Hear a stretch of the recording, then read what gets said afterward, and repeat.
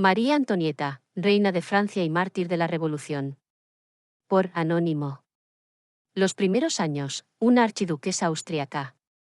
María Antonia Josefa Juana de Habsburgo-Lorena nació el 2 de noviembre de 1755 en el Palacio de Hofburg, en Viena.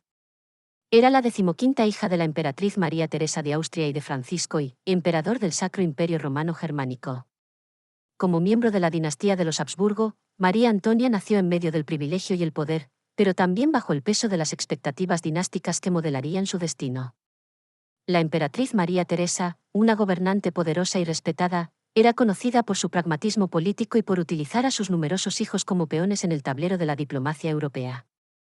A pesar de tener 16 hijos, la emperatriz mantenía un estricto control sobre su educación y su futuro. Sin embargo, María Antonia, siendo una de las hijas menores, recibió menos atención en cuanto a su educación formal que sus hermanos mayores. Durante su infancia, María Antonia, cariñosamente llamada Antoine por su familia, era conocida por su belleza, carisma y naturaleza vivaz. Era una niña risueña y despreocupada que disfrutaba de la música, la danza y las artes, pero mostraba poco interés por los estudios académicos. Su educación se centró principalmente en la música, la danza, el porte y la etiqueta, habilidades que se consideraban esenciales para una princesa destinada a un matrimonio ventajoso. El conde Mercy de Argentiau, quien más tarde se convertiría en el embajador austriaco en Francia y en el confidente de María Antonia, comentaría sobre su personalidad temprana: la archiduquesa es una joven encantadora, su trato es afable, y muestra una gracia natural en todos sus movimientos, pero temo que su ligereza de carácter y su aversión a cualquier aplicación seria puedan ser problemáticas en el futuro. A los 10 años, cuando la política europea comenzó a contemplar una alianza entre Austria y Francia después de siglos de rivalidad, María Antonia se convirtió en la candidata ideal para sellar esta unión a través del matrimonio con el futuro rey de Francia. La emperatriz María Teresa intensificó entonces su educación, enfocándose en prepararla para su futuro papel como reina francesa. La educación de María Antonia se puso en manos del abad Vermont, un clérigo francés enviado desde París para enseñarle el idioma, la historia y las costumbres francesas.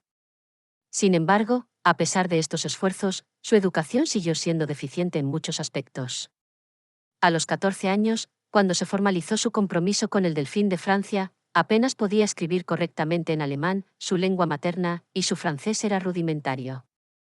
Más preocupante aún para su futuro papel como reina de Francia era su limitado conocimiento de la historia, la política y los asuntos de Estado. El matrimonio, de archiduquesa a Delfina. El 19 de abril de 1770, a los 14 años, María Antonia se casó por poderes con el delfín Luis Augusto de Francia, quien tenía 15 años y era nieto de Luis XV.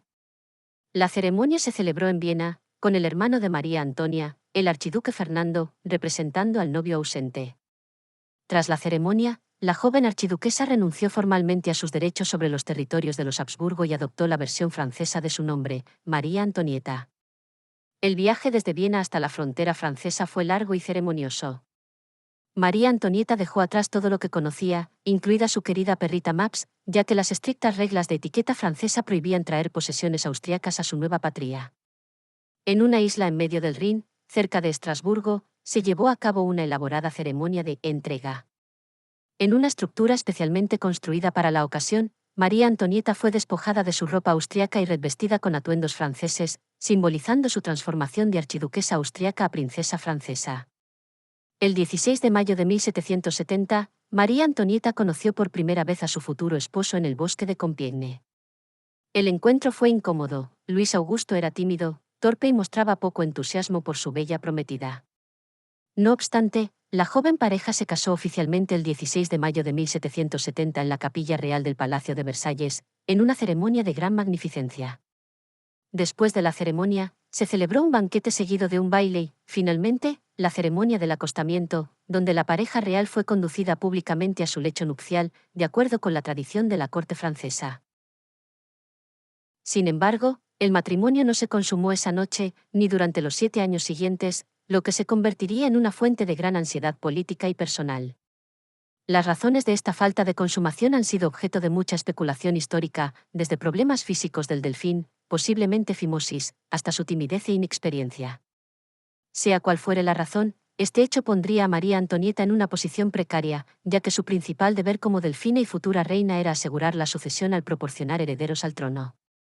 Los primeros años de María Antonieta en la corte francesa fueron difíciles. A los 15 años, se encontró en un mundo completamente extraño, regido por una etiqueta rígida y compleja que a menudo encontraba absurda. La corte de Versalles era un laberinto de intrigas, facciones y rituales arcaicos. Como extranjera y representante de Austria, un enemigo histórico de Francia, María Antonieta se enfrentó a la desconfianza y la hostilidad de muchos cortesanos. Su suegro, el rey Luis XV, era un hombre libertino cuyos escándalos amorosos, especialmente con su amante oficial, Madame du Barry, escandalizaban a la joven Delfina. Siguiendo los consejos de su madre, María Antonieta inicialmente se negó a dirigir la palabra a Madame du Barry, lo que creó tensiones en la corte.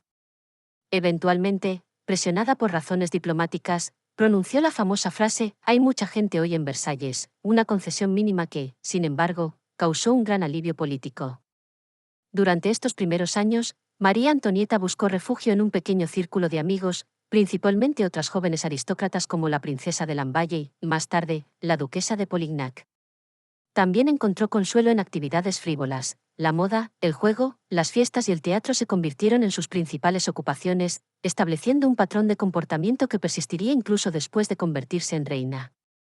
El ascenso al trono, la joven reina.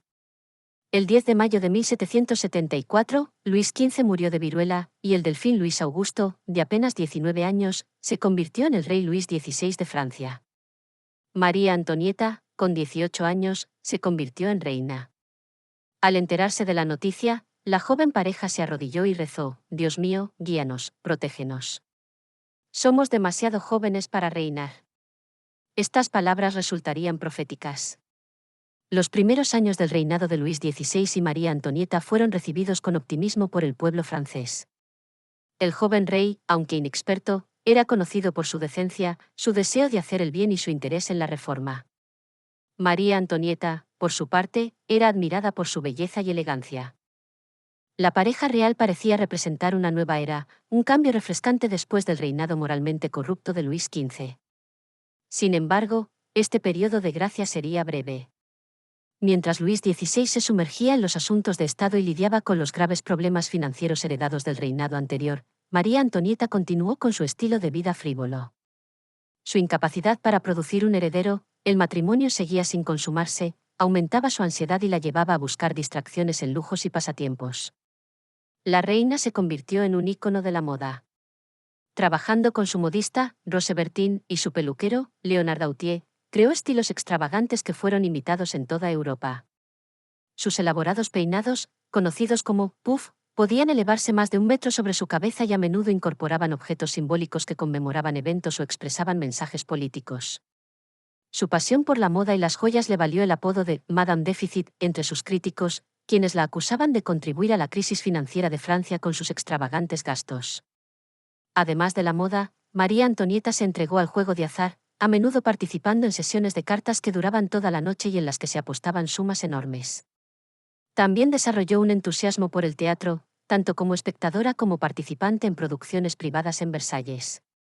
Estas actividades, aunque comunes entre la aristocracia, fueron percibidas por muchos como inapropiadas para una reina, especialmente en un momento en que Francia enfrentaba dificultades económicas. En 1774, Luis XVI le regaló a María Antonieta el Petit Trianon, un pequeño palacio en los terrenos de Versalles que había sido construido para Madame de Pompadour. Este se convirtió en el refugio privado de la reina, donde podía escapar de la rígida etiqueta de la corte y rodearse solo de sus amigos más cercanos. Más tarde, ordenó la construcción de una aldea rústica, el Gemou de la Reine, donde jugaba a ser pastora en un entorno idílico y artificial, completamente desconectado de la dura realidad de la vida campesina francesa. Madre al fin, los hijos reales.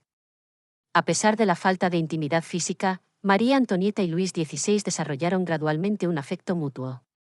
Preocupada por la falta de herederos, la emperatriz María Teresa envió a su hijo, el emperador José II, a visitar la corte francesa en 1777.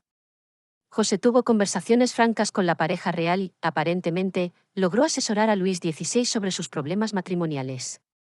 Poco después de esta visita, el matrimonio finalmente se consumó. El 19 de diciembre de 1778, 8 años después de su matrimonio, María Antonieta dio a luz a su primera hija, María Teresa Carlota, conocida como Madame Royale.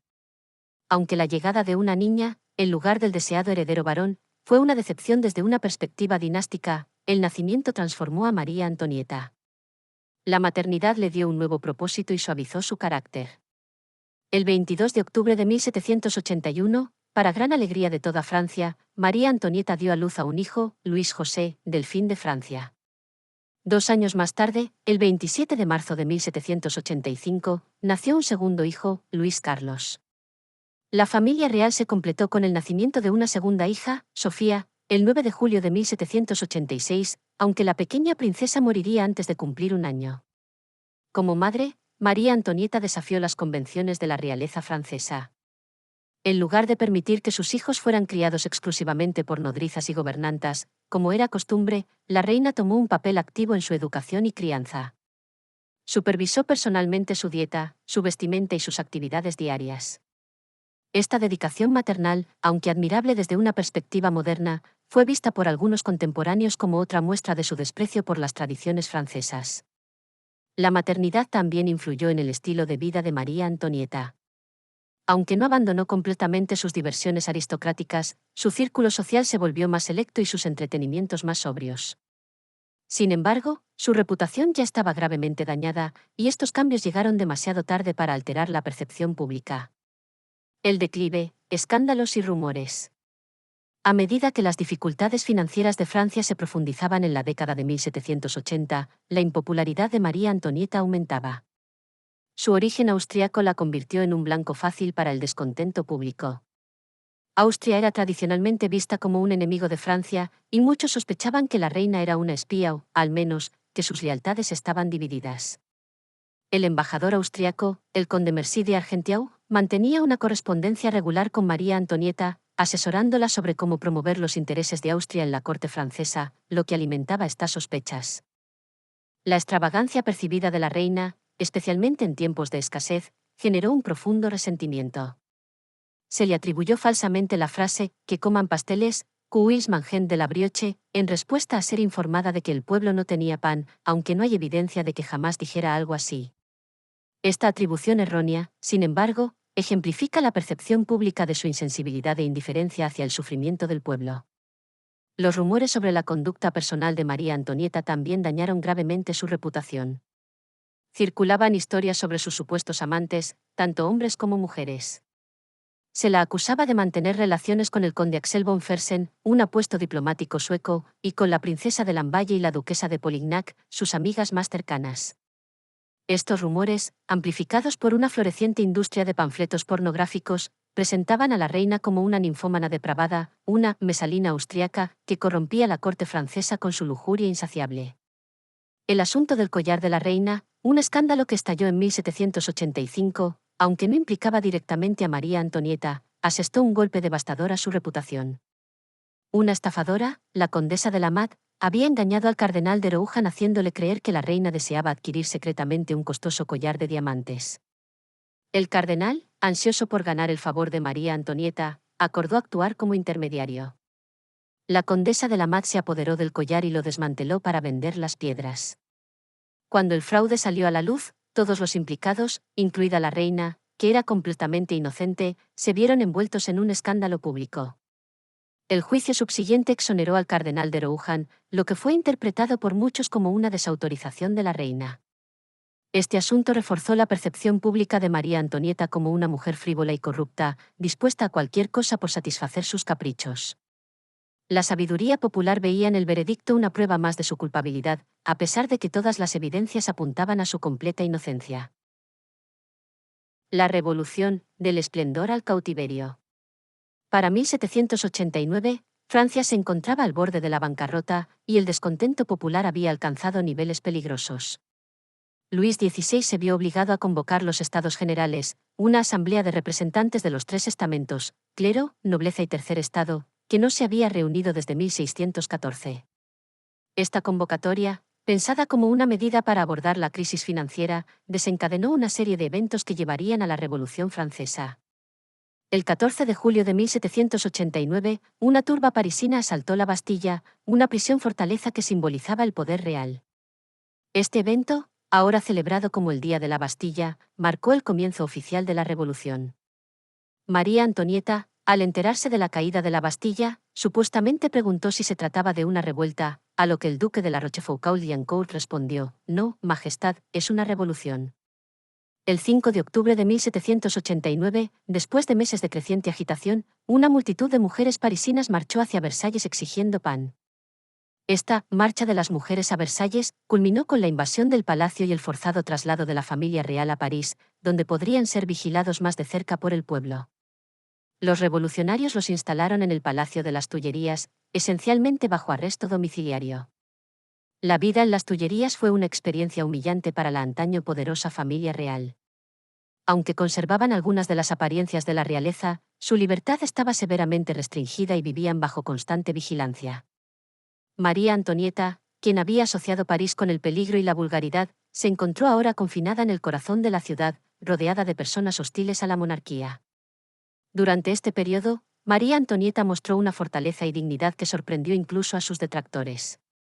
La adversidad reveló una faceta de su carácter que había permanecido oculta durante sus años de frivolidad.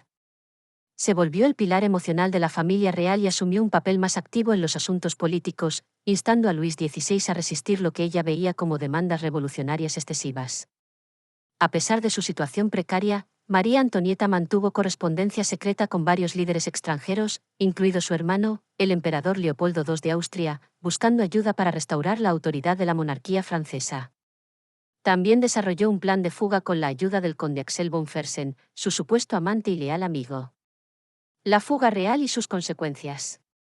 En la noche del 20 al 21 de junio de 1791, la familia real intentó escapar de Francia disfrazada como una familia de sirvientes, en un plan conocido como la fuga a Berenes. María Antonieta, vestida como una gobernanta, viajó en un carruaje con sus hijos y su esposo, quien se hizo pasar por un mayordomo.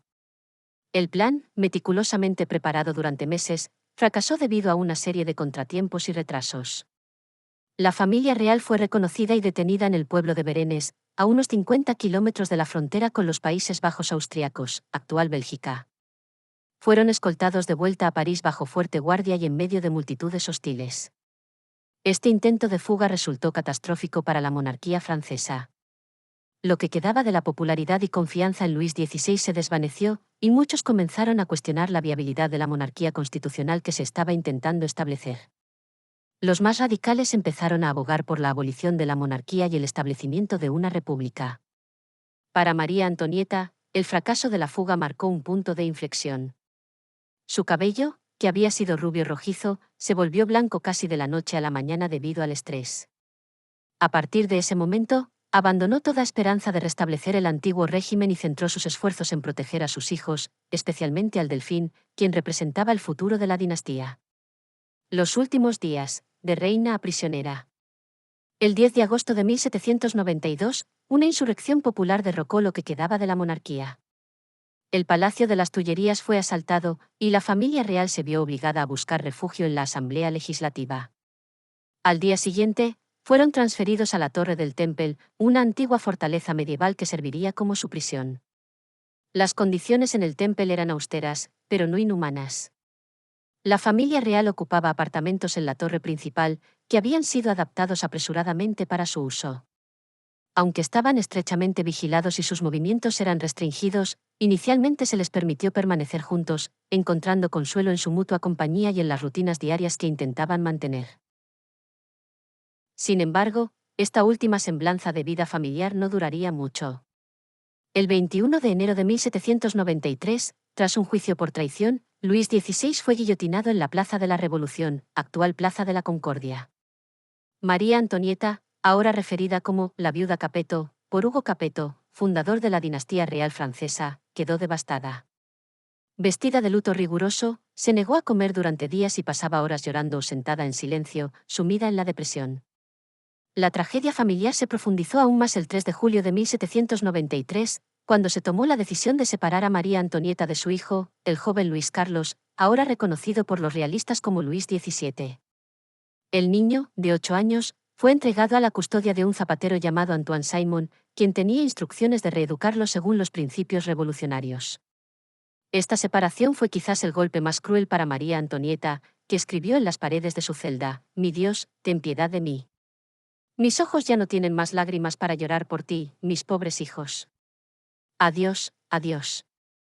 El 2 de agosto de 1793, María Antonieta fue trasladada de la Torre del Temple a la Conciergerie, una prisión situada en la Ile de la Cité, conocida como la antesala de la muerte, porque muchos de sus ocupantes eran llevados directamente de allí a la guillotina. Su celda en la Conciergerie era pequeña y húmeda, con apenas una cama, una mesa y un biombo para proporcionarle un mínimo de privacidad. Su salud, ya deteriorada por años de estrés y privaciones, empeoró rápidamente en estas condiciones. El juicio y la ejecución. El 14 de octubre de 1793, María Antonieta fue llevada ante el Tribunal Revolucionario para ser juzgada. Los cargos contra ella incluían traición, conspiración con potencias extranjeras contra Francia y el despilfarro del Tesoro Nacional. Pero la acusación más infame, y la que más la afectó personalmente, fue la de incesto con su hijo. Esta acusación, completamente infundada, fue tan repugnante que incluso en ese tribunal hostil provocó indignación. Cuando se le preguntó a María Antonieta sobre esta acusación, respondió: si no he respondido es porque la naturaleza se niega a responder a tal acusación hecha a una madre. Apelo a todas las madres que están aquí. Esta respuesta conmovió incluso a algunas de las mujeres más radicales presentes en la sala, conocidas como tricoteuses, tejedoras, que solían asistir a los juicios y ejecuciones mientras tejían. A pesar de su dignidad y compostura durante el juicio, el resultado estaba predeterminado. El 16 de octubre de 1793, María Antonieta fue declarada culpable de todos los cargos y condenada a muerte. La sentencia debía ejecutarse ese mismo día. En sus últimas horas, María Antonieta escribió una carta de despedida a su cuñada, Madame Elisabeth, expresando sus sentimientos por sus hijos y pidiéndole que cuidara de ellos. La carta, que nunca fue entregada a Madame Elisabeth, quien también sería ejecutada más tarde, termina con las palabras: adiós, mi buena y tierna hermana. Ojalá esta carta llegue a tus manos. Piensa siempre en mí. Te abrazo con todo mi corazón, así como a mis pobres y queridos hijos. Dios mío, qué desgarrador es dejarlos para siempre. Adiós, adiós. Ya no me ocuparé más que de mis deberes espirituales. Como estoy libre en mis acciones, tal vez vengan a buscarme, pero al menos he cumplido con todos mis deberes. Adiós, no tengo más tiempo. A las 12:15 del 16 de octubre de 1793, María Antonieta fue conducida en una carreta abierta desde la Conciergerie hasta la Plaza de la Revolución. Vestía un sencillo vestido blanco, su cabello, ahora completamente blanco, había sido cortado para facilitar la ejecución. A lo largo del camino, enfrentó los insultos y burlas de la multitud con silenciosa dignidad. Al llegar al cadalso, inadvertidamente pisó el pie del verdugo, Charles Henry Sanson, y le dijo: «Messier, le pido perdón, no lo hice a propósito». Fueron sus últimas palabras. Momentos después, a los 37 años, la que una vez fue la reina más elegante de Europa fue decapitada por la guillotina. Su cuerpo fue enterrado inicialmente en una fosa común en el cementerio de la Madeleine. Legado y memoria. Después de la restauración borbónica en 1814, Luis XVIII, hermano de Luis XVI, ordenó la exhumación de los restos de su hermano y de María Antonieta. Fueron enterrados con honores reales en la Basílica de Saint-Denis, la necrópolis tradicional de los reyes de Francia. El legado de María Antonieta es complejo y contradictorio. Durante la Revolución y gran parte del siglo XIX, fue representada como un símbolo de los excesos y la decadencia del antiguo régimen, una extranjera frívola e insensible que contribuyó a la caída de la monarquía francesa. Sin embargo, visiones más recientes, especialmente a partir del siglo XX, han ofrecido una imagen más matizada. Los historiadores modernos tienden a ver a María Antonieta como una figura trágica, una joven inexperta y mal preparada para el papel de reina de Francia, que se enfrentó a circunstancias históricas que habrían desafiado a gobernantes mucho más capaces. Su conducta durante los años de la Revolución, especialmente su dignidad ante la adversidad y su devoción maternal, han contribuido a rehabilitar su imagen. Lejos de la caricatura de la Madame Déficit, despreocupada, ahora se la reconoce por la fortaleza y el coraje que mostró en sus últimos años. La fascinación cultural por María Antonieta persiste. Ha sido objeto de numerosas biografías, novelas, películas y obras de teatro. Su estilo, su gusto y su tragedia personal continúan inspirando a artistas, diseñadores e historiadores. El Petit Trianon y el Gemou de la Reine, sus refugios en Versalles, se han convertido en lugares de peregrinación para admiradores y estudiosos por igual. Quizás el aspecto más perdurable de su legado es su transformación de símbolo de frivolidad aristocrática a emblema de dignidad ante la adversidad. Su famosa frase, probablemente apócrifa, antes de morir, querí. I have shown it for years, think you shall lose it at the moment when my sufferings are toen? Valor. Lo he mostrado durante años, ¿crees que lo perderé en el momento en que mis sufrimientos van a terminar? Encapsula esta transformación.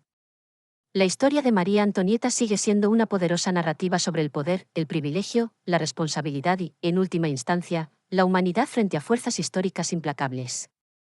De archiduquesa austriaca a reina de Francia, de símbolo del antiguo régimen a prisionera revolucionaria, su vida atravesó algunos de los momentos más tumultuosos de la historia europea. En su trágico destino, podemos ver reflejadas las complejidades y contradicciones de una era que cambió para siempre el curso de la historia occidental. Fin. Muchas gracias por escuchar y recuerda